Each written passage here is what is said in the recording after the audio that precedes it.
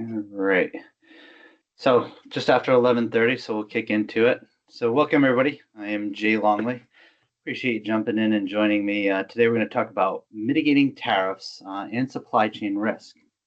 We'll do a little bit of housekeeping first. We're going to keep this casual, not pre-recorded. It's going to be mostly a discussion and things can go wrong. So just understand that. We are recording it. We'd like to use it in collateral later. So just be aware of that. So a little bit about me. So I am Jay Longley. I'm a father of three. I'm also a seaplane pilot for fun. But here in this context for Envision, I work as a CCSO and many other roles. CCSO is a Certified Chief Information Security Officer. Been in technology for 29 years now. I was a CEO of an organization for about 14 of those years. And I sold my business about 7 years back and came over to Envision. Primarily while working here, I work in redesigning organizations, work with executives, boards, C-levels, technologists, and I focus not only on AI and cybersecurity, which I know many of you know me through. I also work daily on implementing governance frameworks, restructuring organizations, restructuring supply chains. So with that, our objective today, really for about the next 20 minutes or so, we're going to discuss tariffs and how to mitigate the impact that they have on all of our organizations. We're going to discuss how to do this through analysis, governance, and internal policy. Just want to be aware that this is not a political discussion. It may feel like it at times just because of news headings, but it is not in any way shaped as a political discussion. It's a discussion on how we can make businesses resilient. So today, I hope you walk away with an understanding of inherent, current, and residual risk, because there are many types of risk. A frame of reference for leveraging tools like a BIA, like a business impact analysis. I also want you to have a clear understanding of what a controls framework looks like and how it drives vendor diversification and also inventory resilience. I also want to give you a clear understanding of how to leverage a framework to build things like your own ranked risk assessments. So with that, I'm going to start with a live poll. I have completed a supply chain focused business impact analysis in the last 12 months. So anybody that has, please raise your hand if it's true. I would say most of the time when I do these discussions, we don't really get hands. So, all right. So let's kick it off. And we mentioned that it's not a political discussion, but I'm going to give you a scenario. Imagine that there's a new 145% tariff in a key supplier region. You're a company that manufactures in the US, you manufacture devices, and a critical circuit board used in these devices is imported from China. Yes, there are other countries impacted too, right? But for right now, we're going to focus on China, right? And due to these geopolitical tensions, the new 145% tariff is imposed on the component that you need in your manufacturing process. Now, what happens to your operation in the next 30, 90, 180, 365 days? Pressing questions, right? And why do these questions exist? Well, put it simply, tariffs for us have introduced risk. We all understand what risk is. We all know what it is, right? I think a better question would be, what kind of risks are there? So we're going to take a few minutes. We're going to take a deeper dive into each one of these. So with this new 145% tariff, it's led to a major supply chain risk that has impacted the cost of your product, the availability of your supplies, and the continuity of your business. And with that knowledge, inherent risk, we'll talk about that first. Inherent risk, this is the risk before any mitigation efforts. I'm going to stop sharing my screen for a minute, because I'd rather just have the conversation. This is a risk before any mitigation efforts, meaning the organization does not leverage a risk management framework, an RMF, and has not run a BIA, as we mentioned earlier in that live poll. If you've not run a business impact analysis to assess this risk. So under the inherent risk model, your impact to your organization because of these tariffs is potentially high, right? The tariff has increased the cost dramatically, potentially tripling the cost of each one of the units that you're manufacturing. The likelihood of impact to your organization is also high. Tariff itself has been imposed, and yes, it is in fluctuation. There may be one, there may not. That's the fluctuation part. There's no clear timeline for full repeal. There's a lot of talk. There's no clear timeline. So the business effect is that this can make the product unprofitable for your organization. It can force price increases, across your supply chain, across the supply that you handle. It also potentially allows others to impede on your market share. So an inherent risk summary. You have financial risk, right? That means that there's an unsustainable cost increase. And in this case, we talked about the 145% tariff on that critical component that you need in your manufacturing process. That's from that key supplier region. There's also operational risk. It's a risk of halt to production if your budgets are exceeded. You also have reputational risk, which is delayed shipments, quality concerns if you're using alternates, and if the alternates are rushed. So that was the inherent risk in summary. And we've talked about current risk too. And current risk is risk with some controls or stopgaps that are already in place. Now, let's say a company has enough inventory for 60 days. You learned through the pandemic, you had to weather the storm, supply chain issues, and now you've hedged it with 60 days, right, of supply. You're negotiating short-term pricing discounts with distributors, and you're absorbing some of this cost temporarily, right, because of the cost increases. So your current risk, your impact is still moderate to high. There's still financial strain. It's mitigated short term, but it's not mitigated long term because of your 60-day supply. The likelihood of impact is still high to your organization. The tariff is active, and alternative solutions or suppliers haven't been secured yet under this current risk model. Now, let's say you've done your homework. Let's say you've done the impact analysis. Now we're forced with reckoning with residual risk. Residual risk is a risk after a comprehensive business impact analysis study and full mitigation strategies have been implemented. Even when they have been implemented, there is still risk, but it's small, it's residual. The BIA, business impact analysis, helps you understand the threats to the organization, but more on this later. Mitigation steps that have been taken for your organization under this model is that you source from qualified domestic suppliers of these circuit boards. Again, this is just one scenario. You've re-engineered components to use off-the-shelf parts that are not subject to these tariffs, things that you can source locally. And you've locked in fixed price contracts with alternate vendors. So under the residual risk model, your impact to your business because of these tariffs are low to moderate. You have a higher unit cost, and that may remain. The supply is stable and predictable. The likelihood of impact is also low because of this tariff, because it doesn't expose you to any supply chain issues from those key regions. So you no longer supply sources of supplies from those regions.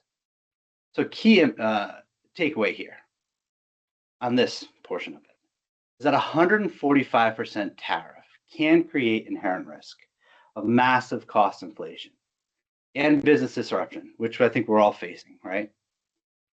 Or the majority of us.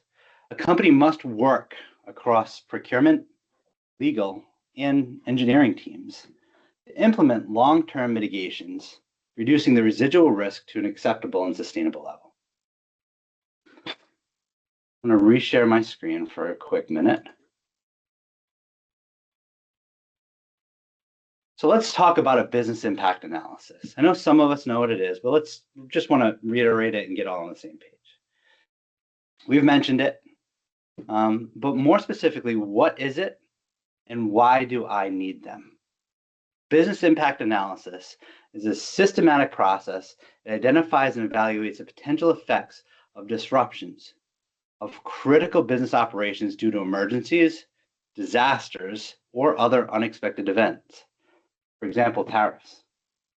It helps organizations determine which functions are essential to the business, and it helps them estimate the financial and operational impact of downtime, but it also assists in prioritizing the recovery strategies. Conducting a business impact analysis is a critical component for all companies because it enables you to make data-driven decisions, which I stand behind. It supports continuity planning. It reduces downtime, provides for a faster recovery. And we do think of continuity planning in the form of disaster recovery, right? But tariffs and mitigating supply chain risk should be a part of your continuity plans. Business impact analysis safeguards a business. It safeguards a revenue, safeguards the reputations, which are all susceptible to the disruption caused potentially by these tariffs. Now, having a BIA is the difference between reaction and preparation. Essentially, the BIA lets leadership identify critical suppliers, forecast financial and operational damage, and prioritize some incident response. Now, NIST has these great guides, and you can see it on my screen. That's pretty much why I've left it up. There's about 145, 149 pages in this business impact analysis guide that NIST puts out there. So just know that they're not small, but they are encompassing. So how do you as an organization address risk? And where do you start? Don't start with a business impact analysis, and I know we talked about that. You start by tying your business to an industry standard framework. Most organizations don't, which is one of the reasons they may be affected by the tariffs. A lot of organizations still require a framework strategy because they don't have one. Many organizations don't have governance or policies in place. Some of them don't have supply chain risk management. And many don't have escalation paths to mitigate the risk because one has not been predefined. So what happens? We've talked about this a little bit. Businesses are impacted because the costs go up, revenue goes down, and critical items that are required to do business simply are not there any longer. Can businesses survive? We've seen a lot of them that have been struggling recently, unfortunately. Now, to mitigate these risks, and this is key, I want to encourage you to introduce frameworks which will help you prepare for this risk. Frameworks such as NIST, their RMF framework, a risk management framework, or ISO 31000. These frameworks, you can now introduce governance into your organization, and governance comes before your business impact analysis. Yes, sure, governance, can be self-defined, but frankly, it's time-consuming to do that. And to go that route, you have to go to great lengths. But why go to those great lengths when you have proven frameworks that the industry is familiar with? These frameworks already provide for integration as part of all organizational activities across the entire vertical within the organization and departments. These frameworks are already structured, comprehensive. They're customized to an organization's context. They're inclusive because they engage stakeholders and also suppliers. They're dynamic because they respond to change. They use the best available information at hand, and they consider human and cultural factors. But the key part for me is that they are continuously improved. So what is a NIST risk management framework? I'll just stop sharing my screen so I can talk to you. Or what is ISO 31000? Put it simply, it focuses on risk management. But let's not be simple here. Let's take a deeper dive into it. So ISO 31000 is an international standard that provides principles and frameworks to help process managing risk. It's not specific to any one industry or sector, which makes it flexible.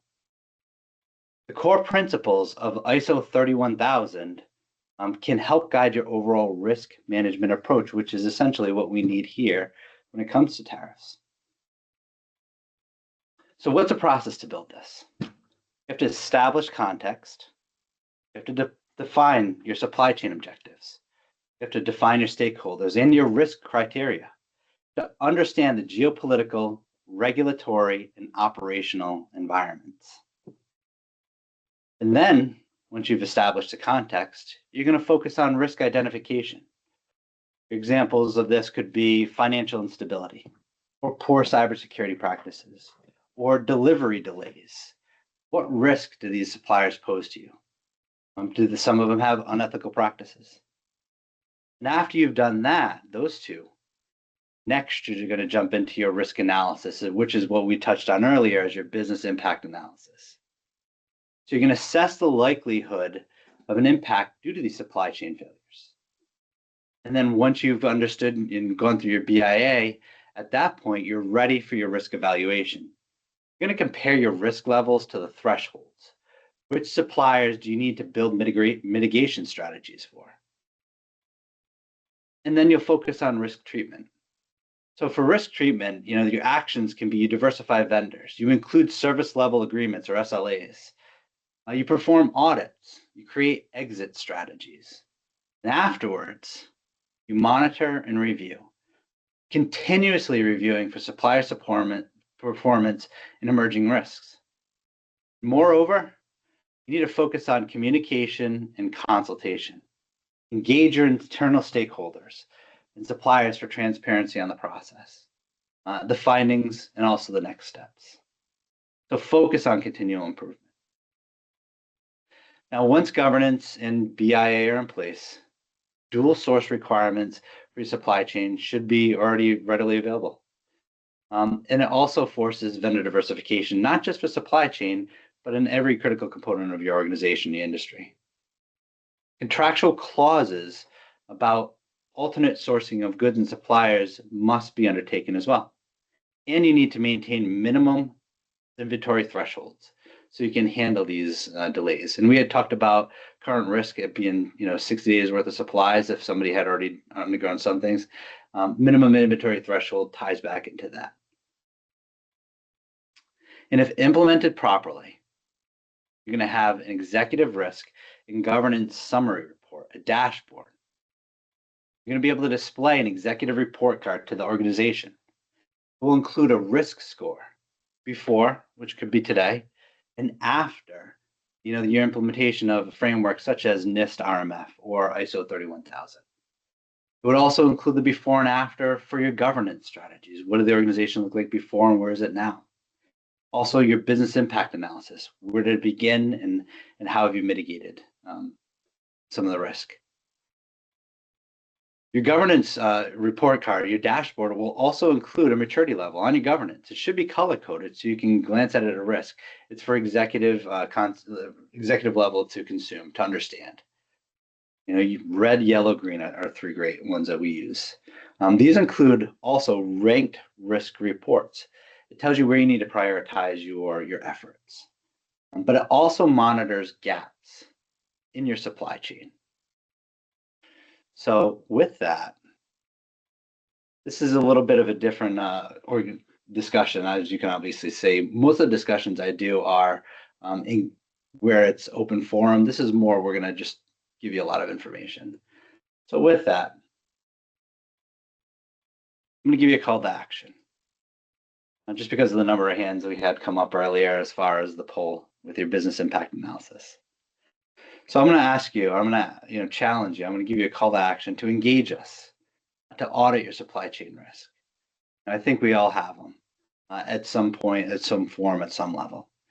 But also, we can work with you and your organization not only to mitigate the risk with some of the supply chains as tariff, but also will help you, will guide you through those business impact analysis, those questions, those answers, the development of your strategies, and also the mitigation frameworks. And with that, I want to thank you for your time, and I'll open it up for a few minutes if anybody's got some questions for me. I think we're good. All right. Like I said, I kept it quick, kept it right to 20 minutes. So, all right, everybody, I appreciate your time. Look forward to talking to you, and y'all have a great day. Thanks, Jay. Thank you. Thank you, Jay. Thanks, Jay.